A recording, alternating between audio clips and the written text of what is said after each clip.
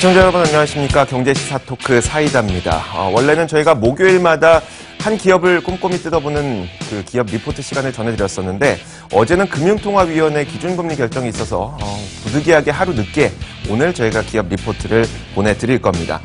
자, 오늘 저희가 선정한 기업은 신라젠입니다. 팩사백이라는 신약이 글로벌 임상 3상에 들어간다는 기대감으로 주가를 보면요.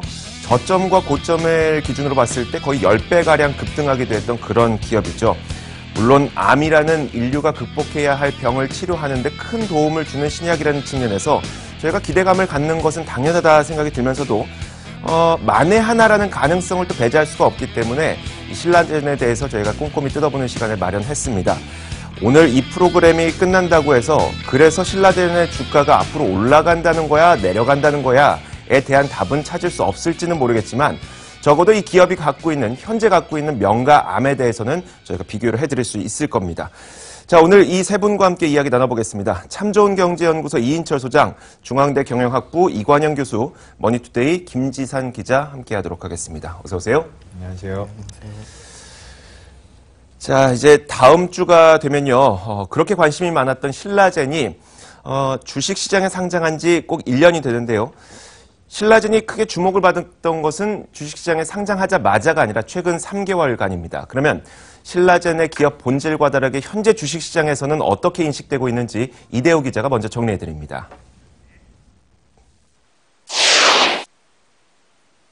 포털 사이트 네이버에서 신라젠은 2달 넘게 인기 검색 종목 1위를 지키고 있습니다. 그 뒤를 잇는 종목들도 신라젠 영향을 받은 바이오주가 대부분입니다. 네이버 종목 토론실에 올라오는 글은 1분당 10개에 달할 정도로 관심이 뜨겁습니다. 신라젠 주가 최고점은 지난 11월 21일 장중에 기록한 15만 2,300원.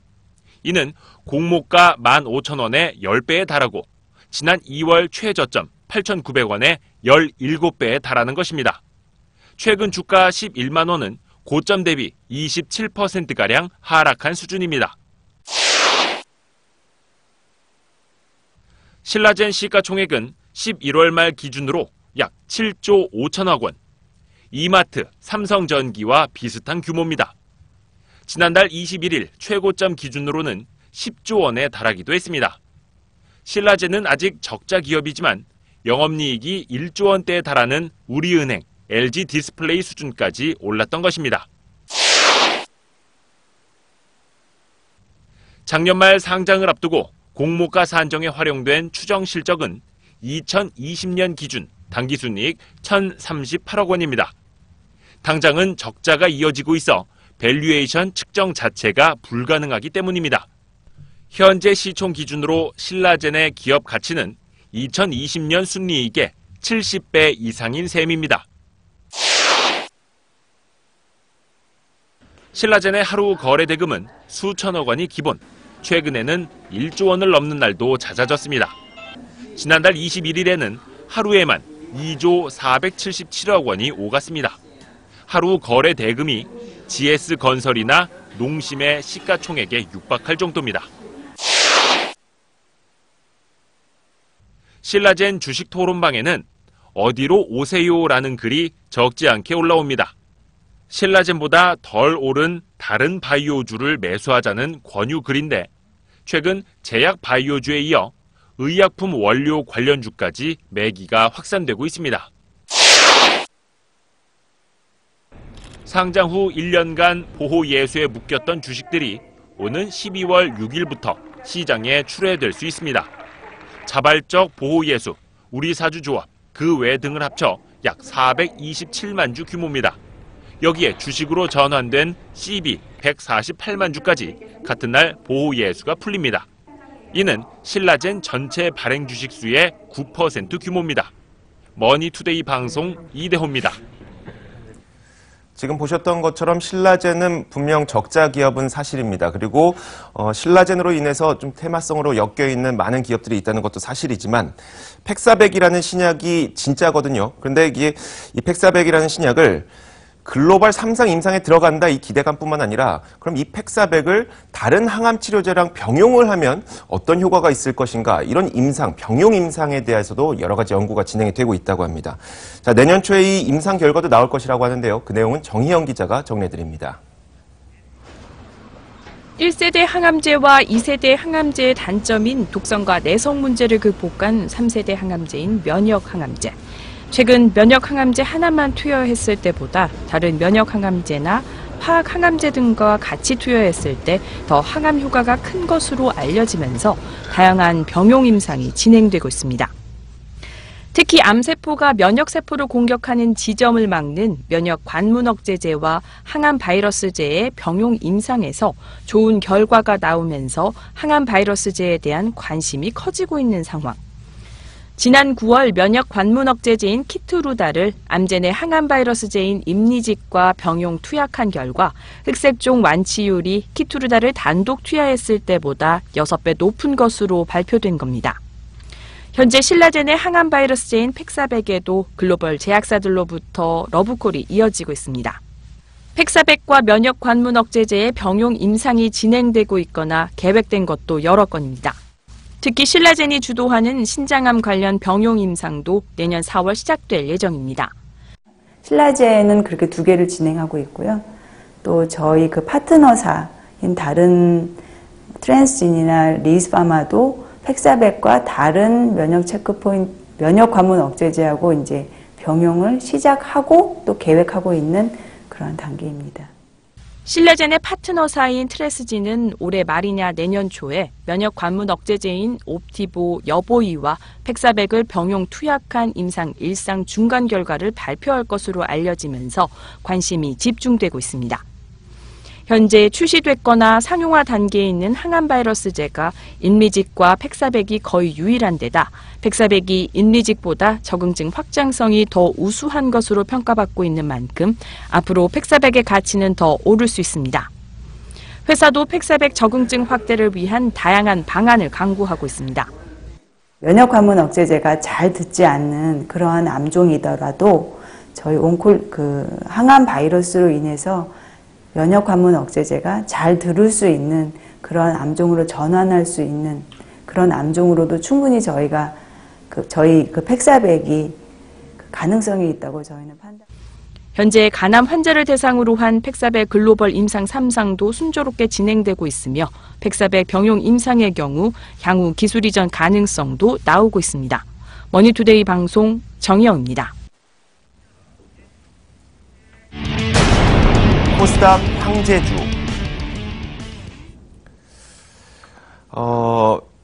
시장에 상장한 지 이제 1년이 되어 가는데 시가총액 기준으로 3위까지 올라온 기업이 바로 신라젠입니다. 엄청난 주가 급등을 경험한 그런 기업이고 최근은 좀 변동폭이 커서 이게 뭐 상승하고 있다, 하락하고 있다 이렇게 얘기하기 좀 어려운 단계이긴 해요. 그렇습니다.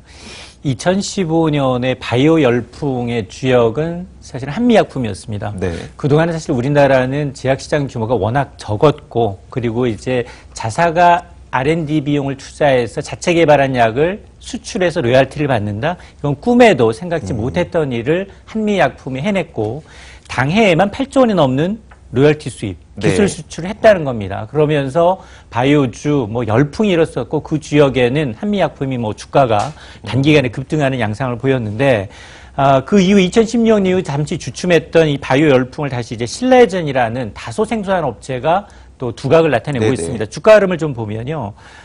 사실 오늘까지 지금 4월째 상승을 하고 있어요. 11만 원, 이제 11만 원을 상회하고 있는 상황인데요. 액면가가 500원이에요. 네. 그러다 보니까 이제 시가총액이 7조 5천억 원을 넘어서 코스닥 3위 업체인데요. 11월 초만 하더라도 그리고 이제 상장됐던 지난해 이제 12월 6일 상장됐는데 당시에 이제 15,000원으로 시작했던 게 15만 원. 최고가는 15만 원이었으니까 10배 넘게 뛰었습니다. 사실은 이제 고평가 논란 속에 매출이 이제 없고 밸류에이션상 이제 좀 추정할 수 없을 정도로 이제 리포터가 없다 보니까 고평가 논란에 하루하루 등락은 좀 거듭을 하고 있습니다. 변동성이 커지고 있지만 특이한 점이 개인뿐만이 아니라 외국인들도 투자에 나서고 있다는 건데요. 11월 초만 하더라도 2.5%에 불과했던 외국인 지분율이 어제 기준 7.5%까지 3배 가까이 외국인들이 매수를 했다는 겁니다. 네. 이 얘기는 신뢰장 고평가 논란 속에서도 외국인들조차도 비중 확대 전략을 유지하고 있다. 물론 뭐 이 외국인 중에는 검은 머리 외국인도 있을 수 있겠지만 네네. 어쨌든 수급상 나쁘지 않은 징조인 건 분명합니다. 네. 신라젠이라는 기업에 대해서 조금 더 자세하게 들어보고 싶은데 교수님, 신라젠이 오래된 기업은 아닌 것 같아요. 그렇죠. 2006년에 네. 항암 바이러스 면역 치료제라는 것을 개발하기 위해서 연구를 하기 위해서 만들어진 회사입니다. 네. 뭐 암이라고 하면 여러분들 많이 아시다시피 뭐 외과적인 수술, 네. 그다음에 뭐 항암 치료 여러 가지 치료 방법들이 있잖아요. 그렇죠. 그런 단계들하고 조금 다르게 면역 치료라는 그게 있는데 그런 면역 치료제를 이제 개발할 목적으로 이제 만들어진 회사입니다. 그래서 네. 지금 현재는 문은상 대표가 대표로 있지만 원래 창업할 때 당시에는 문은상 대표는 있지 않았었고요. 네네. 2009년도에 팩사백에 관련된 그 논문을 접하면서 네. 이 회사가 정말 전망이 있겠구나 하고 본인이 뭐 미화로 치면 200만 달러, 우리나라로 치면 한 20억 정도 되는 거죠. 네네. 그것을 투자를 하면서 이 회사에 이제 투자자로 처음엔 참여를 했는데 네. 나중에 이제 경영자로 이렇게 바뀌게 되었던 그런 사례가 있습니다. 네, 알겠습니다. 뭔가 그 문은상 대표이사는 원래 치과 의사였다가 여러 가지 논문을 보다 보니 팩사백이라는 뭐라고 할까요? 원료? 뭐라고 해야 됩니까? 아무튼 그 약제에 대해서 그 가능성을 보고 투자를 하고 거기에서 이제 기업을 본인이 직접 운영을 하게 됐다는 건데 그 치과 의사였다가 신약 개발에 그 뛰어들게 된 계기를 혹시 김지산 기자가 알고 있나요? 예, 문은상 대표를 먼저 조금 더 설명을 네네. 좀 해드려야 될 것 같은데요. 이분은 그 90년에 서울대 치대를 졸업하고 그리고 이제 모스크바 의대로 유학을 갔습니다. 네네. 여기서 두경부 외과를 전공을 했어요. 그때 이제 문 대표의 말에 인터뷰에 의하면은 네네. 그때부터 이미 바이러스 항암 치료를 공부를 시작했다고 합니다. 그래서 그때 이제 바이러스 항암제로 바이러스를 항암제로 구현할 수 있는 회사가 어디인가 네네. 알아보다가 제네렉스라는 미국 바이오 벤처를 발견을 했고 그때 신라젠은 이미 이 회사에 인발부가 돼 있었습니다. 제네렉스에 지분율이 그때 10% 약간 안 됐었다고 그래요. 네. 근데 신라젠은 이제 부산대 랩이었습니다. 그러니까 뭐 큰 돈은 없었겠죠. 그래서 문 대표가 이제 신라젠에 그때 합류를 하게 되는데 이 제네렉스가 임상 2비상에서 네네. 2비상에서 실패를 합니다. 그래서 시장에 매물로 나왔어요. 네. 그때 문은상 대표가 기관 펀딩을 시도를 했는데 네네. 그게 다 실패를 해서 동료 의사들 1000명을 모집을 해서 네. 그때 1600억을 투여를 합니다. 그래서 지분 70%를 인수했는데 그 전에 10% 언더에 있었는데도 약간 조금씩 했던 그 돈들 다 네네. 포함하면 한 2천억 원이 들었다고 그래요. 네네. 그래서 지금 100% 자회사가 됐고 지금까지 경영을 하고 있죠. 그래서 문 대표는 지분율이 좀 약합니다. 그때 네네. 7.8%를 갖고 있고 지금도 마찬가지고 특수관계인 다 해서 13.8%쯤 됩니다. 알겠습니다. 그 제네렉스라는 회사가 아마 지금 현재 신라젠 바이오테라퓨틱이라고 네네. 아마 많은 분들이 알고 계실 거예요. 그렇게 이름이 지금 바뀌었습니다. 네네. 100% 자회사. 근데 저희가 이 바이오 업계에 대해서 조금 더, 그 제약 업계에 대해서 조금 더 이해해야 되는 것이 지금 나온 이 팩사백이라는 그 원료도요. 그러니까 이 약제도 원래부터 그들이 처음부터 개발한 게 아니라 매물로 나온 걸 가져왔다는 거죠. 그 팩사백이라는 약은 이따가 설명할 기회가 있을지 모르겠는데 네네. 제네렉스가 원래 팩사백은 그 천연두 바이러스입니다. 그러니까 사람 천연두를 소 천연두가 우리한테 백신을 놔서 네네. 소 천연두가 사람 천연두를 일으키지 않게 되죠. 막아주는 네. 거죠. 네네. 그 소 천연두가 팩사백인데요. 유전자 조작을 물론 네네. 한 겁니다. 네. 그때 원래 이 우두 바이러스라고 그러는데 우두 바이러스는 원래 미국에 그 대학하고 어떤 기관이 정부 기관이었는지 지금 잘 기억은 안 나지만 그 네네네. 두 군데서 특허를 갖고 있던 거를 제네렉스가 그 특허를 사들인 겁니다. 네. 그래서 제네렉스가 독자적으로 연구를 하다가 실라젠이 MLA를 하니까 이제 실라젠 것이 사실상 된 거죠. 자회사 거지만. 네, 알겠습니다. 저희가 약재 이야기 조금 더 이따가 자세하게 해보겠고요. 신라젠이 열풍을 일으키면서 또 눈에 띄는 것이요. 우리나라에서 가장 큰 대형 제약회사가 누구냐라고 하면 아마 한미약품 떠올리시는 분들 많을 텐데 시가총액 기준으로 봤을 때 신라젠이 한미약품을 또 뛰어넘었어요. 그렇습니다. 사실 체급이 좀 다르거든요. 네네. 한미약품은 유가증권 시장 코스피에 상장이 돼 있고, 그리고 이제 신라젠은 코스닥 상장 1년밖에 안 된 갓 데뷔한 신새내기인데, 신라젠이 지금 이 코스닥 대장주인 셀트리온과 셀트리온 헬스케어에 이어서 코스닥 시가총액 3위에 네. 올랐습니다. 이러다 보니까 지금 코스피에 상장된 한미약품의 시가총액은 한 6조 3천억 원 정도 선인데, 뭐 시가총액이 지금 7조 5천억을 넘나들다 보니까 이렇게 네네. 역전 현상이 발생을 하고 있는데요. 사실상 그 이면을 좀 들여다보면 상장 주식수, 액면가 등을 고려하게 되면 이해가 가는데요. 일단 신라젠은 액면가가 500원이에요. 네. 그리고 총 발행 주식수가 6,700만 주고요. 그러다 보니까 이제 당연히 시가총액은 큰데, 반면에 한미약품은 주가는 지금 56만 원대예요. 네. 근데 액면가가 2,500원입니다. 5배 정도 더 크다는 거죠. 그리고 총 발행 주식수가 한미약품은 1,100여만 주밖에 안 되다 보니까 시가총액 면에서 밀리는데, 그러나 이제 이 매출액이나 직원 규모, 회사의 크기를 보게 되면 확연히 드러나는데요. 신라젠의 직원 수는과 이 매출액은 벤처 기업 수준인데 3분기 말 기준 직원 수가 44명이에요. 네. 신라젠은. 그리고 작네요. 그렇습니다. 3분기까지 매출액은 47억 원에 불과하고, 반면에 이제 한미약품의 경우는 2,100여 명이 넘습니다. 네네. 직원이. 여기에다 올해 매출액이 한 9천억 정도로 추정이 되고 있고, 영업이익만도 한 1,000억 원에 달할 것으로 추정이 돼서 신라젠과 한미약품은 사실 체급이 다르다. 주가가 단기간 급등했기 때문에 발행 주식수가 상대적으로 많고, 이러다 보니까 뭐 이 한미약품의 시가총액을 제쳤지만, 그러나 이건 뭐 정상화 될 거라고 봅니다. 네, 알겠습니다. 고평가 논란이 나오는 이유는 실제 그럼 이 기업이 돈을 얼마나 벌고 있느냐에 대한 의구심이 있기 때문인데, 현재 실적 상황이 어떤지 아마 다들 아시겠지만 적자 상황이긴 해요. 어느 정도입니까, 김지상 기자? 지금 재무제표는 네네. 제가 다른 기억이 나진 않는데요. 네네. 좀 봐야 되겠지만 지금 고평가 논란이 나오는 것에 저는 왜 이 논란이 나오는지 네네. 사실 잘 이해를 못합니다.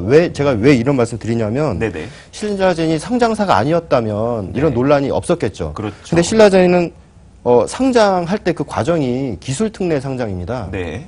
기술특례 상장이라는 건 뭐냐면은 이 회사의 미래 가치를 보고 지금 그 투자 길을 열어주는 거예요. 이 기업이 당장 돈을 못 번다고 그렇죠. 하더라도 예, 이 기업이 예. 갖고 있는 기술의 가치는 엄청나니까 우리가 일단 그럼요. 상장시켜줘서 자본금을 모을 수 있게 도와주겠다. 그렇게 해서 그 자본금으로 이제 임상 3상에 비용을 댄 거죠. 그러니까는 네네.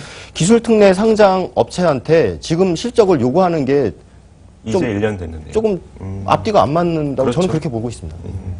그러니까 코스닥 상장 규정 가운데 사실은 3년 넘게 이익을 나고 네. 이익을 내는 기업에 한해서 매출과 이제 영업이 신장률을 보이는 기업이 상장하도록 되어 있는데 네. 그렇게 되면 바이오의 경우에는 신약 개발하는 이제 조 단위의 R&D 비용이 들어갑니다. 네. 그러다 보니까 앞으로 향후 매출이 굉장히 성장성이 좋은 기업에 대해서는 상장 특례 제도가 있어요. 네네. 근데 그런 기업은 사실은 코스닥에 상장한 이후에도 사실 지금 조건으로 따진다면 이 기업도 3년 연속 적자이기 때문에 퇴출 대상이지만 네. 그러나 미래 기술성을 인정받고 있기 때문에 지금 잔류돼서 그 거래가 되고 있는 겁니다. 네. 하지만 만약에 그 재무 상황이 지속적으로 안 좋아지게 될 경우에는 예컨대 지금 출시하려고 하는 이 신약이 출시 시기가 지연되거나 그랬을 때 버틸 수 있느냐를 보기 위해서는 저희는 분명 재무 상황은 봐야 되거든요. 그렇죠. 지금 어떻습니까? 지금 영업이익이나 이런 말씀들을 많이 하셨는데 영업이익이나 이런 걸 보게 되면은 2014년 이후로 계속 마이너스입니다. 네네. 예, 그거는 뭐 확실하게 나와 있는 것이고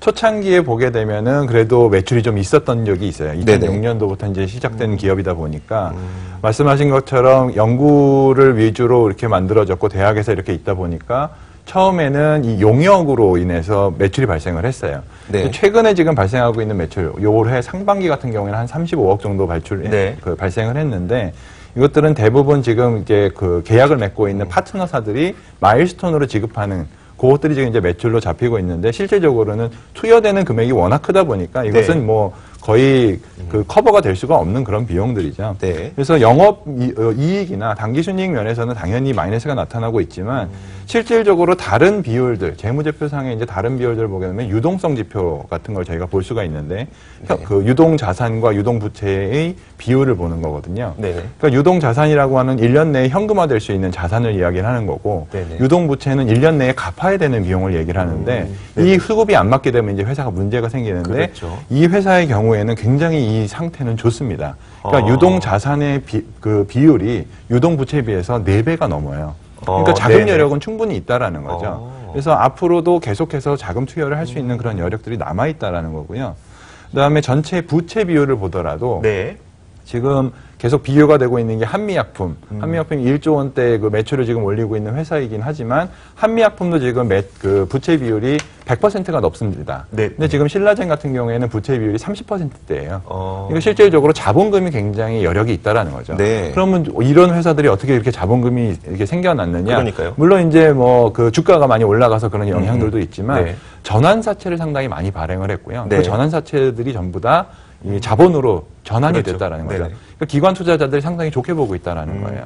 그래서 많은 전환 사채를 보유했었던 기관 투자자들이 전환을 하면서 굉장히 많은 또 수익을 냈었던 그런 효자 종목 중에 네네. 하나라고 볼 수도 있습니다. 그러니까 전환사채라는 게 그러니까 우리가 돈을 빌려주는데 나중에 이거 채권 만기됐을 때 돈으로 아예 갚아버릴래 아니면 주식으로 돌릴래라고 했을 때 주식으로 돌리는 사람들이 더 많다는 거죠. 나중 가치가 더 높아질 것으로 생각을 하면서 알겠습니다. 기관 투자가들이 또 그렇게 보고 있다고 하니까 그리고 또 지금 현금 유동 비율이 지금 부채 비율에 비해서 꽤 여력이 있다고 하니까 좀 안전할 수도 있겠다 이런 생각도 들고요. 그런데 문제는 이거 같습니다. 뭐 기관 투자가들이나 아니면 외국인 투자가들은 자신들이 뭐 아주 똑똑한 인력들도 있고 하니까 평가가 가능할 텐데 우리와 같은 일반 투자자들은 보고서를 보면서 이 기업이 이런 좋은 점이 있구나 나쁜 점이 있구나 이거 생각할 수가 있거든요. 하지만 신라젠에 대해서는 국내 증권사에서 아직 평가를 내놓고 있지 않고 있습니다. 겨우 실적 전망한 증권사가 한 군데고 한 7개에서 8개 정도 증권사가 관련 리포트를 내놓긴 했는데 대부분이 그냥 팩400 약재가 어떤 겁니다에 대한 설명이 대부분이고요. 그래서 저희가 증권가에 계시는 분을 직접 연결을 해 볼 겁니다. 지금 혹시 연결이 됐나요? 네, 현대차투자증권 강양구 연구원 연결해 보겠습니다. 안녕하세요. 네, 안녕하세요. 네. 그 증권가에서는 또 어떻게 보고 계시는지가 궁금해서 비슷한 질문 한번 드려볼 텐데 네. 요즘에 신라젠 주가를 좀 어떻게 보고 계세요? 최근에 좀 13만 원까지 갔다가 뭐 11만 원 초반대까지 조금 하향 조정이 됐는데 저는 숨고르기 중이라고 좀 판단하고 있고요. 워낙에 제약바이오 센티멘탈이 좀 이슈가 됐을 때 신라젠이 좀 대표적으로 많이 플럭추에이션이 생기는 종목인데 이 회사가 가지고 있는 파이프라인들의 가치를 생각하면 현재 수준에서 좀 업사이드 충분히 기대할 수 있지 않나라고 좀 생각을 합니다. 그 말에 의하면 지금 주가가 하락하고 있었던 그 국면, 최근에 그 국면은 그냥 조정이라고 보시는 것 같네요. 네, 차익 실현 정도 하는 부분이 좀 있는 것 같고요. 네. 사실 매출이나 이런 밸류에이션 측면에서 너무나도 고평가된 게 아닌가라고 우려하시는 분들도 많은데, 지금 이 회사가 가지고 있는 팩400의 그 가능성에 대해서 시장에서 긍정적으로 평가하고 있는 것 같아요. 근데 임상 결과가 내년 하반기쯤 나온다고 하면은 그때 또다시 레벨업을 할 수 있는 업사이드가 있기 때문에 현재 수준은 이제 단순 조정 정도가 아닌가 좀 싶고요. 네. 그 연구원님, 연구원님도 직접 리포트 작성하시죠? 신라젠은 커버 안 하고 있습니다. 그러니까 신라젠은 안 하고 있지만 다른 기업 리포트들은 지금 하고 계시죠? 예. 근데 지금 말씀하셨던 것처럼 그 팩400 자체에 대한 기대감도 시장에서는 있고 그리고 지금 최근에 나왔던 조정은 또 하락이 아닌 조정이라고 판단을 하셨는데 그럼 좋게 본다는 건데 왜 그 리포트는 안 쓰고 계실까요? 그리고 다른 증권사에서는 왜 안 내고 있을까요? 뭐 많은 분들이 저와 비슷하게 생각하실지 모르겠지만 제가 뭐 지금 커버하는 종목이 뭐 셀트리온, 도십자, 한미약품 이런 것들은 커버를 하는데 네네.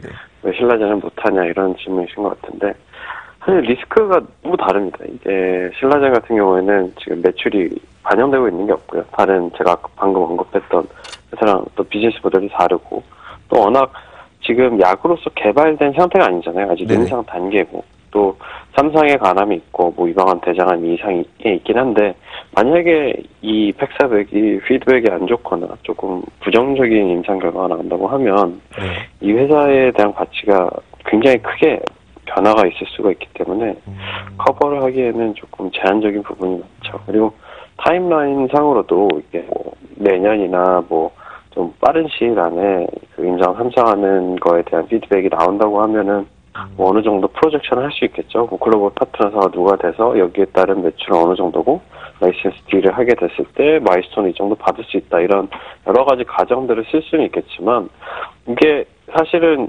굉장히 미지수가 많고 아까 네네. 말씀드린 대로 19년 하반기쯤 돼야 이 현장 결과가 나온 거거든요. 그러니까 네. 아직도 시간적인 여력이 굉장히 많이 있어서 그 안에 어떠한 사건과 뉴스플로우에 따라서 시가총액이 굉장히 크게 변동이 심할 텐데 네네. 커버를 하기가 좀 제한적일 수밖에 없겠죠.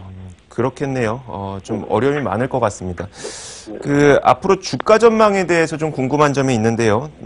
멀리 봤을 때는 뭐 좋은 것들도 많이 있으니까 올라갈 가능성도 있겠지만 저희가 단기적으로 봤을 때 기술 특례 상장을 한 만큼, 뭐 아주 가까운 미래에 있을 것 같지는 않습니다만 이제 공모 당시에 증권사들이 들어갔었던 보호 예수 물량 있잖아요. 네네. 이게 만약에 풀리게 될 경우 증권사에서도 여러 가지 판단을 할 수가 있을 것 같긴 합니다만 만약에 시장에 나오게 될 경우에는 주가가 또 하락할 가능성도 있어서요. 주가 전망 어떻게 보세요? 네, 지금 6일 정도 한 2억, 3억 가까운 주? 그 주가 좀 보호예수 해제된다라고 하는데 그렇다고 하면 어느 정도 차익 실현하는 매물은 좀 있긴 할 것 같습니다. 근데 워낙에 지금 다른 수급 이슈들이 많이 부각이 되고 있어서 네. 뭐 예를 들어서 코스닥 주식 뭐 150에 편입이 된다든지 아니면 셀트리온이 이전 한다는 다음에 신라젠이 가져가는 이런 수급적인 업사이드가 있다든지 여러 가지 좀 모멘텀들이 있기 때문에 저는 그렇게 뭐 큰 타격이 있지는 않을 것 같습니다. 뭐 6일날 보호에서 끝난다고 해서요. 네, 알겠습니다. 저희가 다른 분들도 막 연결해보고 싶은데 굉장히 어려워하시더라고요. 이 이야기를 하기가. 현대투자증권 강양구 연구원, 저희가 좀 예민한 주제였는데 말씀 잘해주셔서 고맙습니다. 네, 감사합니다. 네, 감사합니다. 자, 이어서 저희가 그러면 팩사백이라는 약이 무엇인지, 이것이 무엇인지 한번 알아보도록 하겠습니다. 만나보시죠.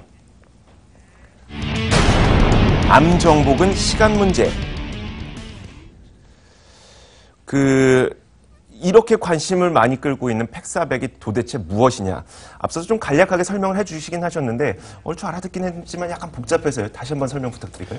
네, 이 팩사백의 그 기본 원료는 인간 천연두 잡는 소 천연두입니다. 네네. 그러니까 그 우드 바이러스라고 그러는데 박시니아라고 부릅니다. 네네. 그 백신의 어원입니다, 이게. 네네. 그래서 그 우드 바이러스로부터 티미닌 카이네즈라고 TK 유전자라는 게 있는데 그거를 제거를 합니다. 네. 그걸 이제 제거를 하게 되면 이 TK 유전자는 자기 복제에 필요한 유전자입니다. 네네. 바이러스가 사람 몸에 들어오면 자기 복제를 해야 되는데 네. 이걸 TK가 없기 때문에 못 하는 겁니다. 근데 인간 몸에 가장 TK가 풍부한 곳이 암덩어리입니다. 네네. 그래서 이 TK가 제거된 바이러스가 암덩어리로 침투해서 암덩어리로부터 TK를 빼앗아 옵니다. 그렇게 해서 나는 증식하고 암덩어리는 증식을 멈춥니다. 네. 그렇게 해서 나중에 이제 그 전세가 완전히 역전됐을 때 암덩어리가 파괴돼요. 암덩어리가 파괴되면 그때 이제 인간 몸에 있는 면역체들이 그 파괴된 암덩어리를 가서 공격을 시작하면서 네네. 암이 치료가 되는 이제 그런 순서가 진행이 되는데요. 네. 조금 더 설명드리면 지금 팩사백하고 면역관문 억제제가 병용 투여가 상당히 활발하게 이루어지고 있습니다. 면역 관문 억제제라는 게 네. 뭐냐 하면은 면역체들로 하여금 암을 공격 대상이라고 인지를 더 확실하게 시켜주는 그런 기전입니다. 그러니까 네네. 이 암에는 이 면역 세포에는 PDL1이라는 그 약간 이렇게 튀어나온 것이 있는데 그 네네. 뭐 안테나 역할도 하고 하는데 그 PDL1을 암덩어리에 있는 암세포들 중에 PD1이라는 게 있습니다. 걔네가 그 저기 그냥 꼬리표라고 생각하면 되나요? 저는 암입니다의 꼬리표라고 생각해도 되나요? 약간 좀 그런 건 다른데요. 달라요? 그 네. PDL1에 암이 도킹을 합니다. 그러면은 면역세포가 얘를 암이라고 공격 대상으로 인지를 네네. 못합니다. 근데 면역관문 억제제는 그 도킹을 막아주는 다른 걸 뭘 껴주면서 네네. 암이 아무리 접촉을 하려고 해도 접촉을 못하면서 결국 잡아먹히는 겁니다. 그래서 네네.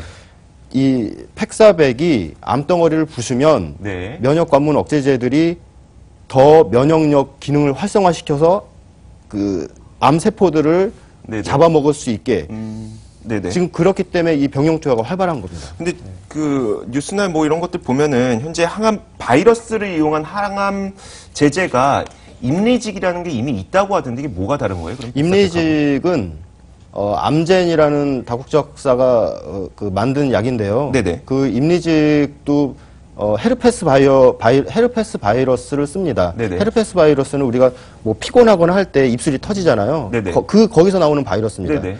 그 바이러스로 치료할 수 있는 거는 피부암에 국한합니다. 그래서 네네. 팩사백하고 근본적으로 다른 거는 팩사백은 피부암에 안 듣습니다. 근데 그러니까 임리직은 피부암에 듣지만 팩사백은 우리가 알고 있는 그 고형암들, 뭐 네네. 간암, 신장암, 뭐 위암, 대장암, 유방암 등등의 그 이론적으로는 다 통합니다. 네네. 그래서 시장 규모 자체가 다를 수밖에 없죠. 두 개 약은. 알겠습니다. 그렇다면은 아무리 대부분의 암에 이게 통용이 된다고 하더라도 사실 우리가 단계별로 봤을 때는 임상을 통과해서 이 적응증에도 듣더랍니다. 이거를 증명을 하고 나서 이제 그게 사실 승인을 받아야 되는 거거든요. 지금까지 그러면은 인정되고 있는 팩사백이 이 정도 암까지는 될 것 같습니다. 어떤 그 적응증이 인정되고 있어요, 지금? 상당히 좀 어려운 용어를 가지고 저도 이제 진행하기가 참 설명하다 어려워요, 보니까 굉장히 어려운데요. 앞서 이제 간단하게 얘기하면 이 팩사백이라는 게 근본적으로 암세포만을 선택적으로 공격해서 죽일 수 있는 가장 강력한 근본 물질입니다. 네. 그러니까 이 근본 물질에다가 플러스 알파 다른 화학물질을 각각 더하게 되면 암이라는 게 뭐 위암이든 간암이든 대장암이든 각각 다 다르다 보니까 네네. 선택적으로 이 팩사백은 기본으로 들어가고 거기에 추가적인 물질로 인해서 뭐 넥사바라는 이 화학 물질이 들어가면 간암을 공격하고 네네. 이게 가장 지금 임상실험 3단계에 있는 가장 상용화 가능성이 높은 거고요.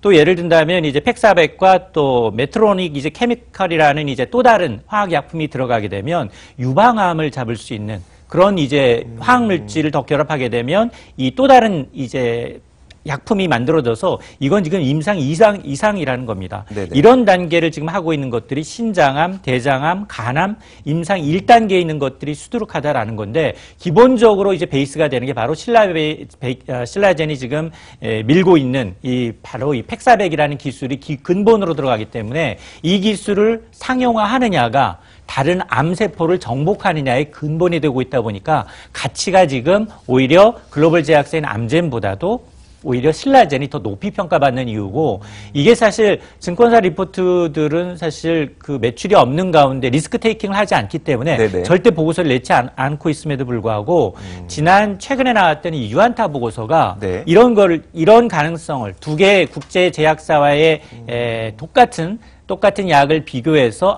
신라젠에 하고 있는 이 팩사백이 훨씬 더 효능이 있고 시장성이 더 크다라는 것이 트리거가 돼서 지금 주가가 많이 오르게 된 계기가 된 겁니다. 이렇게 그 약제에 대해서 더 자세한 내용을 듣고 나니까 이게 이런 좋은 점들이 있구나에 대해서 또 느끼게 되는 측면도 있는데 어쨌든 현재 지금 진행되고 있는 단계는 출시된 것은 아니고요.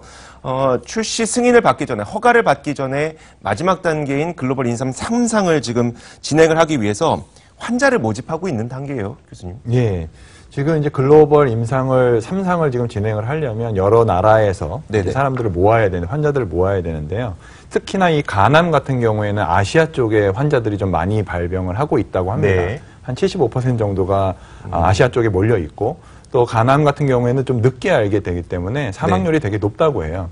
그래서 지금 현재는 간암 쪽에 치료제로 나와 있는 네네. 것 자체가 아까 말씀하신 넥사바라는 거 하나가 이제 존재를 하는데 네. 이것 자체만으로는 그렇게 크게 그 암을 치료할 수 있는 그 퍼센티지는 좀 낮습니다. 네네. 그러다 보니까 이 지금 저희 개발하고 있는 팩사백이라는 거를 같이 쓰게 되면 네. 훨씬 더 좀 좋은 효과가 나타나지 않을까 하는 것들을 지금 조사를 하려고 하는 거고 그것을 지금 중국에서 지금 진행을 하고 다른 네네. 여러 나라들도 물론 있습니다만 중국에서 좀 비중을 좀 두고 지금 진행을 하려고 하고 있죠. 네. 근데 중국 같은 경우에는 이제 2015년도부터 이런 제약 관련된 것들을 개혁을 하다 보니까 네네. 좀 엄격한 심사를 지금 하게 됐어요. 그래서 그 심사를 최근 이제 통과를 하게 됐고 네. 그거를 진행을 하는 과정에서 지금 현재 한 600명 정도를 모집을 하려고 하고 있는데 한 200명 정도가 지금 현재 상태로 모집이 되어 있다라고 합니다. 네, 알겠습니다.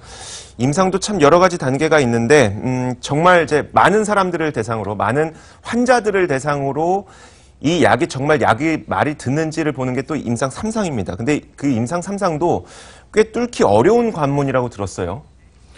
3상까지 가는 것도 어렵지만 네네. 3상에서 통과하는 것도 사실 굉장히 어렵습니다. 근데 그렇기 때문에 이제 팩사백에 대해서 그 지금 주가가 거품이다 하는 그 근거 중에 하나가 이게 3상이 실패했을 그렇죠. 때는 네네. 이 거품 어떡할 거냐라는 우려거든요. 그런데 저는 생각이 조금 다른데요. 네. 뭐냐면은 보통 1상은 안정성을 보고요. 2상은 유효성을 봅니다. 3상도 유효성을 보는데 그때는 3상은 환자 수가 굉장히 대규모로 합니다. 그렇죠. 안전성과 유효성을 다 보게 되는데 네네. 팩사백은 조금 예외적으로 보는 이유가 첫 번째 이제 안전성을 보자면 네. TK 유전자를 제거를 했지만 우드 바이러스는 1800년대에 에드워드 제너라는 사람이 네네. 약으로 천연두 백신을 약으로 썼고 네. 지금 200년 넘게 수백억 명의 인류가 맞고 죽은 사람이 없잖아요. 이 안전성은 네네. 이미 몇백 년 동안 검증이 이미 끝난 겁니다. 그래서 네. 사람이 뭐 잘못될 일이 없어요. 이 약 때문에. 네네. 그렇다면은 그리고 얼마 전에 그 프랑스 임상 파트너가 트랜스젠이라고 있는데요. 네. 트랜스젠에서 유방암 임상 1상도 나왔는데 그때도 똑같은 결과가 나왔습니다. 그래서 유일한 부작용이 고열, 해열제로 충분히 다스릴 수 있는 고열 네, 정도였고요. 네. 이제 두 번째는 약효입니다. 그래서 지금 신라젠이 FDA하고 SPA 조건으로 그 임상 3상을 들어갔는데 SPA라는 건 이제 그 FDA가 이제 그 임상 프로토콜을 네네. 신라젠이 가져온 임상 프로토콜에 대해서 이거 좋다 나쁘다 또는 이걸 보강하자 해서 사실 둘이 같이 작품을 만든 겁니다. 아, 네네. 이번 임상 프로토콜이. 그래서 이번 임상 프로토콜의 조건이 팩사백하고 넥사바. 팩사백을 맞고 일정 기간 뒤에 넥사바를 맞는 네. 이 치료군과 상대적으로 그 다음에 넥사바 단독 투여. 네네. 이 두 개의 집단을 비교를 하는 겁니다. 그런데 이제 결과는 나와야 알겠지만은 네네. 넥사바의 임상은 이렇습니다. 그 결과는 아시아인이 6.5개월을 더 살고 네. 백인이 10.7개월을 더 사는 걸로 넥사바는 그 약효입니다. 네네.